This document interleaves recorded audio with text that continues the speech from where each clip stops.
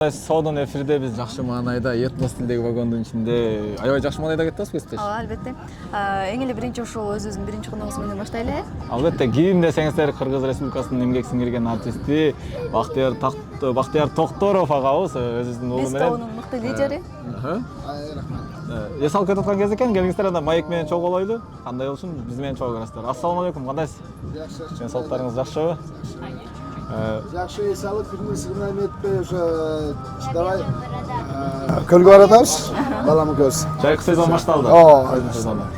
Негизи эле баягы этнос тилдеги вагондо ушундай бир жакшы эфир группа келели деп эң алгачкылардан болуп, телеканалардан биринчи болуп чыгартабыз. Кандай экен вагондун шарты? Вагон аябай жакшы экен, мындай аракет сонун эме.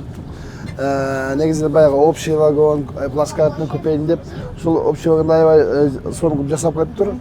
Бул деген кыска аралыктарга аябай жакшы да. Анан мага жакты. Силер экөө сүйлөшкөндөй, Чолпан тага чейин жасап койсо аябай сонун болду да. Менимче жасайт болуш керек. Поездге акыркы жолу качан түштүңүзлер? Акыркы жолу мен поездге Россияга барганда түшө элек. 10 жылдан ашып кетти. Андан бери түшө элексиз. Аябай көп болуптур. Демек, Бактияр байке биз бүгүн сонун эмоция татып алып атабыз. Таң эрте, уулубуз менен мындай поездде кетип аткан. Поезддин рахаты башка болсо. Поезддин рахаты бөлөк. Уулум да биринчи жолу түшүп атышы. Анан негизи эле биз эртең менен чыгармачылыгында турушубуз кыйын. Ошого уктабай эле чыгып алдык, анча-мынча ошол. Демек, кыздар турган болсок, сөзүбүз анча-мынча угулбай калса же көзүбүз эметип турган болсо кечирим сурайбыз. Негизи ошол. Сон. Чоң рахмат силерге. Жана ошондой эле бизде бүгүн ушундай Кыргыз темир жол менен биргеликте 7-чи канал ушундай кыргыз туризмди өнүктүрүү максатында сагылдырып берели дедик. Бизде да ушундай өнүгүп жатат, ушундай вагондор бар, ушундай каттанып жүрүп жатат. Бул Кудай буйрса Чолпандага чейин жүрүп калса, анда мындан да мыкты болот деп иштейбиз. Сөзсүз түрдө. Анан Бактияр байке баягы жөнөкөй элдер менен, жарандар менен бизде азыр жөнөкөй элдер да бар. Чагылдырып беребиз. Кандай экен кетип аткан мындай? Кыргыз эстрада. Жакшы. Негизи жок. Мен негизи дайыма ушундай жөнөкөй элдерге жөнөкөй дейм, эл менен аралашып жүргөндө эч эме этпейм. Маршруткаларбы, базарларбы мындай анча өзүнчө мисалы мен өзүмдүн немем деле жок, жанагындай тарих макылым деле жок. Өзүңүздүн менеджериңиз да жок экен. Мен ошону байкадым да. Ошо элге ошошум мен. Ушуларга ошошо элем мен. Анан ушул нерсени көп байкайм да. Чындыгында баягы азыркы учурда бир аз эле таанылып калса, бирөөнү жалдап коюп, менеджер жазып коюп, через алакул байланышып, макул азыр жооп берет, анан кечке маал жооп берет деп күнөө беришет го бизде. Эмне себептен ушундай менеджер жалдабайсыз? Жок, биздин менеджердин убагынан өтүп кетти окшойт. Бизде мурда продюсер деген бар эле, группанын өзү. Анан бүгүнкү замандын баягы чыгармачыл адамдарга уяласың да, биз жана тойго барганда эле акча алгандан уялчу элек. Койчу ушу кырдаганга тыйын сурай албайбыз деп. Канча берейинсе билбейм. Билбесең эле болот деп. Анан кичне алып, анан үйрөнгөндөн кийин айтып калат экенсиң. Ошол. Негизи мына чыгармачыл жан менен устоз адамдар чыгарма сата албайт да. Берешет, ошого ошондой болуш керек дейм. Сиздер демек баягы ырдагаңыздардан акча сурагандан уяласыздар. Бирок ошого жанагындай продюсер, жанагы менеджер бар го, ошол сурайт. Бербесең болбойт, барбайт деп коет. Анан чалып алып Бактияр байке мен сыңырларымды жакшы көрөм. Дейт, анан мен $500 деп айта албайсыңбы? Копи дейт. Анан ошого тетиги айткан жакшы. Ошого мен ойлойм, жанагындай менеджер керек. Менеджер керек. Ошол. Азыклар турой деп калат. Ошолор айтпаса теги өз байыт. Азырлар кайрадан акча сурашыптыр. Негизи азыр бир аз ушул нерсе өзгөрүп кетти. Сиз айтып атпайсыз жана уялат элек деп. Азыр кээ бир ырчылар атайын ушул акча табыш үчүн ырдагандарда жаңылышпасам бар арасында ачык айтыш керек. Аттарын айтпайсыз. Мен 1993-жылы Москвага Александр Назаров барып ошондон сабак алып калдым. Биздин спонсорлор алып барып. Ошондо 93-жылы сатканда бизге Сулейман Гара деген бир ирди, Моя любовь деген 2 ирди, 2 миллион рубльга саттым. Тиги анан спонсор кайда адам деп сатып алып деласың, мен бул эме клавишасын алып берсең өзү жазасың. Өзүнө жазам деп. Көрсө ошондой эле баягы акынга төлөчү экен. Акын 3 экземплярды жазып келчү экен. Оонуга, Ынырга төлөчү экен. Анан ошентип артисттердин баягы социалдык положениясы жакшы болчу. Анан биздин да атактуу даңктуу артисттердин атын айтпай эле коеюн, ошолор квартирасы жок өтүп кеткендер болгон да. Бүгүнгө чейин мына Союздун артисттери бар, ошо Бактыярды сен кандай мен ошол жерден айта албайм деп аягынан чыга албайт да. Ошо. Сиз негизи ушул Союздун тарбиясын көрүп калдыңыз да. Ооба. Союздун тарбиясын көрүп калып, 91-жылы эле ушундай эле өзгөрдүк өттүрдү, демократиялуу өлкө, эми каалаганыңарды кылгыла дегенде негизи кандай болот экен ошондой? Биз эми баягы демократияда өсүп калдык. Биз билбейбиз Союздун тарбиясынча. Баягы гангербашсың дегенде гангербаш болуп калдык да. Баягы эме институт бүтүп аттык эле ишер политехте. Мурда Союз Кремден чечилбес шаг элемент койчу да, бияка жумуш, бияка тиги, бияка квартираң деп. Анан жумуш да жок, башка да жок, баягы мектепте жакшы окучу элек. Жакшы окугандар уже баягы базарга чыгып, терапияга сатып, алар байып кетишти. Ошолордун тоюнда болуп калдык анан. Баягы чындап акчанан аябай кыйналдык. Баягы жакшы мындай башка направлениеге кетип атып эле алмашып кетти да. Өзгөртүп салды. Улас алмашып калды. Мындай билими күчтүү, миңди жеңет, биле күчтүү, биле күчтүүлөр эле миңди жеңип салды. Анан ошентип ошону биздин ошол убакта чындап эле биздин Кыргызстандын баягы эмеси деп коет, баягы мээси деп коебу. Утечка мозгов дегендер ошол тактайга кетип иштеп калды да, базарга чыгып кетишти. Кыргыз өмүрү соода кылган билбейм мен, кыргыз өмүрү соода кылган эмеспи? Соодагерлер болчу эле, бир киши баланчы соодагер деп койчу эле. Анан мындай жапатырмак, мындай болгон нерсе биринчи уялып жүрчү элек. Мен мисалы өзүм айылда өсүп чоңоюп, ошолдо өзүм жүзүм бар да. Жүзүмдү Испанияга сендирге барып ошо сатканда бир лелине да бир кошону чал деген бар эле, ошого чыкчу элек. Анан тааныштар келатса жашына каласың да, ошо уялып. Анан чыгарышта бир өзбек байкебиз бар эле. Анан ошого оптон берип салат элем, соодагердин алды. 1 сомдон болсо 50 тумдон берип кетип калчу элек. Ошо соода кылгандан уялчу элек да. Коммерсант деп коет эле, бирок ошол кезде уят болчу. Же кийин чыгып кетти ал. Биринчи соодагер деген уят элек. Коммерсант уже пристрелип калды. Анан уже бизнесмен деп эметип калды. Бизнес деген өзү негизи кыргызга отурганда иш деген сөз да, ишкер деген бизнес.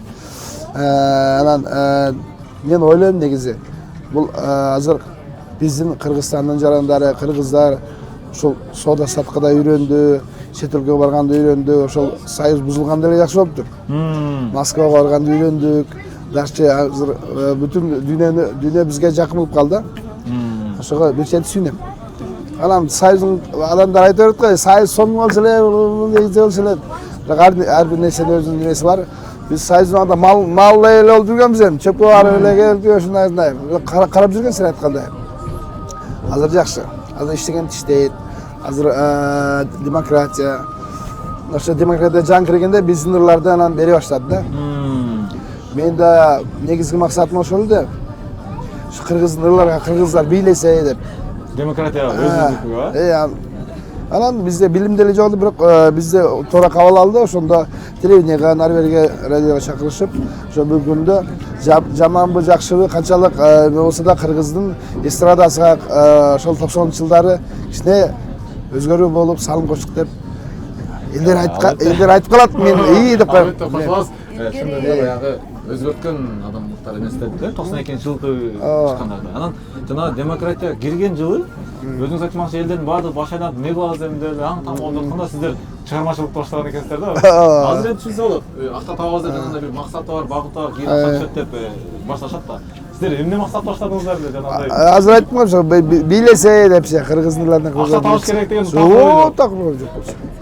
Анан ошол союз мезгилинде негизи көпчүлүгү ата-энесин угуп ушинтишчү да. Ал эми азыркылар болсо такыр угушпайт, баары өзү билем го. Анан ошого көз карашыңыз кандай? Кай бирлер айтат азыркы жаштар башкача дейт го. Азыркы жаштарга көз карашыңыз кандай? Эми азыркы жаштар мурда телефон жок эле, балам орусча сүйлөп калат, кыргызчаны үйрөнөм деп жүрөт. Азыркы жаштарды көбүн эсе мындай телефон эле тарбиялап коет. Ата-энеси тарбиялада калды. Ата-энеси деле ошого өзү ыраазы эле. Ишкыл эле ооз жабылса, бишеттер өзөп деп мультик мультик берип коет, анан ошондон үйрөнүшөт. Азыркы жаштардын акылы эс тутуму аябай жакшы. Чоң киши мындай эркелетсең азыркыдай урушпайт. Булар уже баары вундеркиндей да. Бизде негизи ушундай экен да, жанагы 91-жылкы балдарды бир аз урушуп тарбиялаган. Азыр эми жаштарды болсо бир аз башкачараак тарбиялаш керек дейт да. Негизи сиз кандай тарбиялайсыз? Ошондой мындай түшүндүрүп элеби? Достой эле сүйлөшөсүзбү? Мен эми баягында негизи мен аларга ата-эне кандай болсо жүрүм туруму менен, өзүнүн амалы менен тарбиялап коет экен.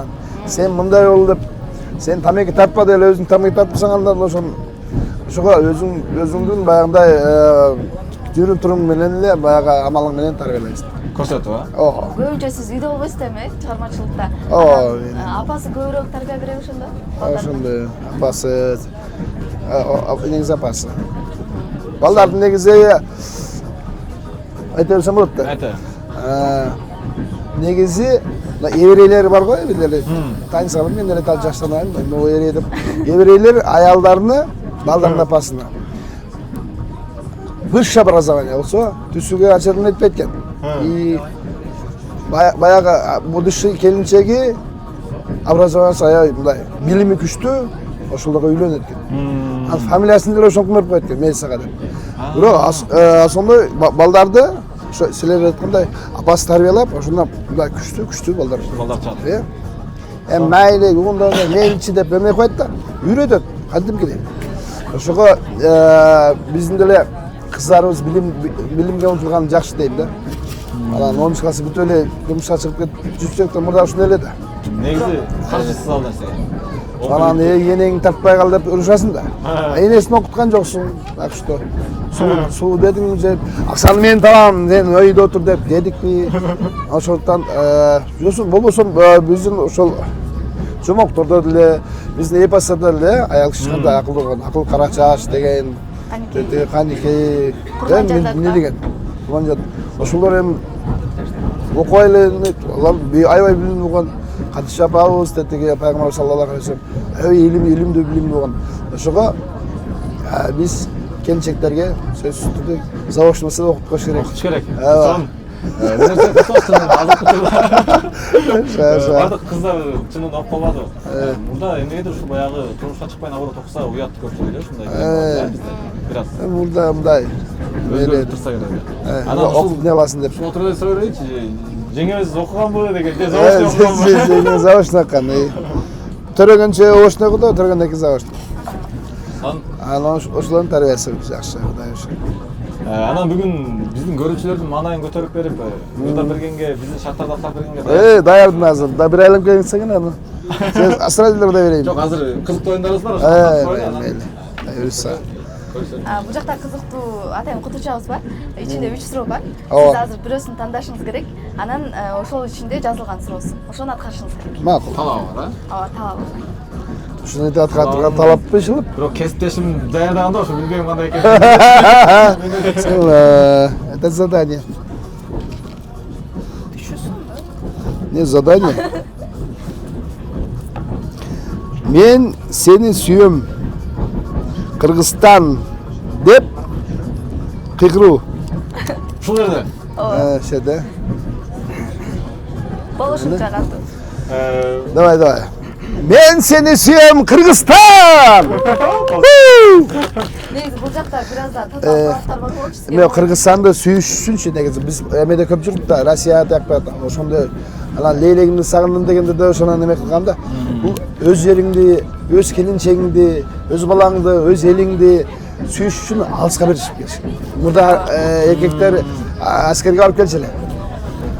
Азыр мындай үйдө отургандар анча түшүнбөйт. Айлабы Кыргызстан деп сүрөткө түшүнбөйт, селфи кылышып. Сүйлөгөн деле жок. Анан алыска барганда экен ушундай кусалык болуп эме болот. Ошондуктан мен сени сүйөм, Кыргызстан! Фотолор болсун. Улуу инсан Исхак Разаков келип анан кыргыздын жерин өп, анан кыргыз ошону укканда мен айткам да, кача мындай болсо керек, топурак алыптын деп анан өзүм биринчи Россияга барып 2 ай жүрүп келгенден кийин чындап эле топурагы деле, топурагын өпкөн жокмун го бирок. Асманы деле бөлөк. Тоолуну десеңиз. тоолорго жетким жок. Асманы киргенде башка эшикке киресиң го, ошондой эле. Границадан кирген мурда эми милиция текшерип даны бери кылып. Кыргызстан киргенде эле чын асманы деле бөлөк, башкасы деле бөлөк, мындай родной да. Кадимгидей үйүңүз. Ошондо мен сени сүйөм Кыргызстан, кыргыз жери, кыргыз эли чучук-пучка жетпей эле коеюн. Бер жак элечи. От мындай чөп кыргыздын чөбү деле бөлөк болот. Суусу бөлөк. Менде да ошондой болгон кезде биз Астанада жүргөн мезгилде ал жакта тоолор жок экен да Астанадачы. Анан бул жака келип эле кыргыздын тоолорун көрүп аябай сүйүнгөнбүз, кубанганбыз. Ошон үчүн муну тоодун башына чыгып кыйгылсаң вообще сонун. Жарашат. Не дедилер жакшы. Анан негизи азыркы ушул эфирибизде негизи ушул баягы Кыргызстанды сүйүүгө чакырган эфир болуш керек. Анткени биздин баягы транспортту мактап атабыз, өзүбүздүн поездду мактап атабыз, өзүбүздүн жерибизди мактап атабыз. Кыргызстанды сүйүш керек. Анан ушул Кыргызстанды сүйүү жөндөрлөрүңүз да көп экен да. Бар. Элимдин патриоту болгум келет. Кыргызстан дегендер бар, бийлик. Ата журт. Ушул негизи баягы Кыргызстандын эмнеси менен жакшы көрөсүз жанагы? Чөптөрү мененби, абасы мененби айткандай? Же Кыргызстан айтам го, баары жагы менен бөлөкчө родной да мындай. Гастролдо чыгып каласыздар чет өлкөлөргө. 3 күндөп, 4 күндөп. Кадимгидей кайтыңыз келеби жумаларын кийин? Барганда эле. Эми баягы биринчи кызыгсаң, баягы Америка же теги Европа деп кызыгышың керек. Кооз. Баардык эле эмес да, бирок 2-3 күн анда билбейт. 2-3 ай, 3 ай бир жылдап жүрүп калсаң ошондо кусалып калат. Бирок деген кайбирлери ошол жактарга барышып, наоборот калгысы келет го ал жактарда. Сизде андай сезим болбойбу? Жок, калгысы келгенде да бар баягы эмесе, баягы мисалы ден соолугуна байланыштуу болсо калса болот, баягы мисалы деңиздин боюнда, океандардын боюнда дем алуу жеңил болот. Анан кээ бирлер жумуш орду менен эт болот. Анан көбүнчө селфиге түшкөнгө калса керек. Бирок мен ойлойм, Кудайым Алла Таалам рызык бергенде тегиз берет. Рызык деп алыска барыштын кереги жок дейт. Бирок шартка байланыштуу көчүп барса болот. Жалгыз эмес, мына семья неме алыш керек да, бар семьяны карып бериш. Болот. Тесон, анда ушул азыр гитарадан кайсырыңызды суранайлы сиз? Өзүңүз жакшы көргөн бир Ушу маанайды көтөрүп алышты мен билбейм. Ушундай баягы маанайым чөгүп калганда, баягы кээде ушундай жумуштан чарчап каласың го, эртең мененкидей баардык 10-15 адамга чалсаң албай койгондо. Буй-буйду коюп алып туруп мындай маанайым көтөрүп алган да. Буй-буйду суранайлы да. Бой успеем, да, бала? Сизге мындай суу ичсеңиз болот да.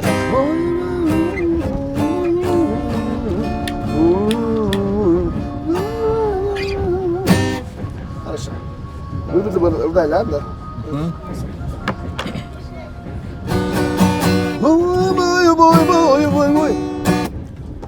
Выбор да, да? Веранда. Түн караңгы, күн да караңгы. Биздер ичиген айда караңгы. Бирге жүргөн бактылуу күндөр. Тынчымдалып козгойт санамды. Ыйлай калдың сен дагы. Ыйлай калдым мен дагы. Буйрбаса айла жок экен. Иште калды сүйүү арманы. İşte kaldı sür armanım. Жалгыздара бирге чөлөнчү. Жалгыз турам ага чөлөнүм. Жылдыз тарап таң сүрүлсө да кетким келбей турам көгөрүп. Ыйлай калдың сен дагы. Ыйлай калдым мен дагы. Ay ay ay buyur bassa ayla çok eken işte kaldı suyu armanı İşte kaldı suyu armanı Boy boy boy boy boy boy boy boy boy boy boy boy boy boy boy boy boy Boy boy boy boy boy boy boy boy boy boy boy boy boy boy boy boy Boy boy boy boy boy boy boy boy boy boy boy boy boy boy boy boy Boy boy boy boy boy boy boy boy boy boy boy boy tur tur tur tur sırtımı et hadi. Hadi. Баракелде. Кол чабуулар болсун. Kırgızstan. Мына ушундай сонун маанайда эфирибизди биз дагы салам карай албайбыз. Ал эми кезектеги дагы бир чыгарма. Çalışır mı oğlum? Kırgız yerimi kos. Ne?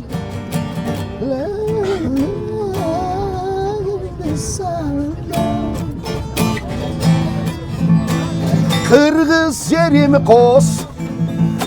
Çayvo keremet. Kırkırların askaz olur kerili. Aklından tanıp dursa da hiç kim Arkim için özkön ceri kereme Leylek leylek leyleğimdi sağındım Leyleğimdi közde bugün kamındım İlek ilek leylek doğunun kuşundayım Baratamın sağan beni tosu al Kırkaylandım jerim Kırgız kalkımdım Dalay yolu taptım Kenin altındım Sululuğu suğum Sorup geçse de Çıluluğu sensin Oşol altındın Leylek leylek leyleğimdi sağındım Leyleğimdi közde bugün kamındım İlek ilek leylek Toğunun kuşunday Baratamın sağan Çerez rıbacı Çerez bakça Meni tosu al Hay rahmet